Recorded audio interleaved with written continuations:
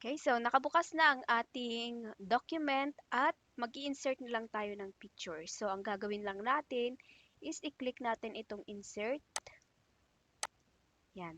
Pag na-click mo yan, lalabas itong picture sa baba mismo ng insert. So pwede mo siyang kunin dito sa device o kaya kunin mo yung picture sa online. So ako gagamitin ko yung picture na nasa device. Kaya i-click ko yan. Yan, lalabas ang mga pictures. So, itong Gomamel ang pipiliin ko. Click mo lang yung insert. Yan. Tapos gusto ko lang siyang paliitin. Yan. Okay?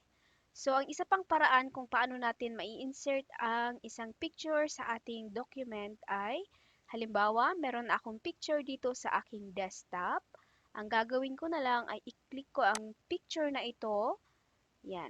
Tingnan nyo, i-click ninyo para pwede mo siyang maigalaw. Huwag mong bibitawan yung mouse. Tapos, release. Yan. I-resize natin. Okay.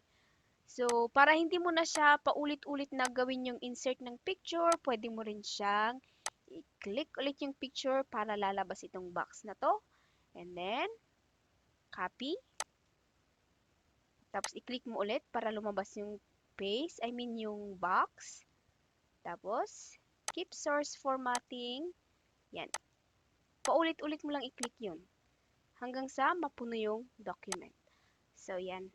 Yan kung paano natin i-insert ang picture sa ating Word document.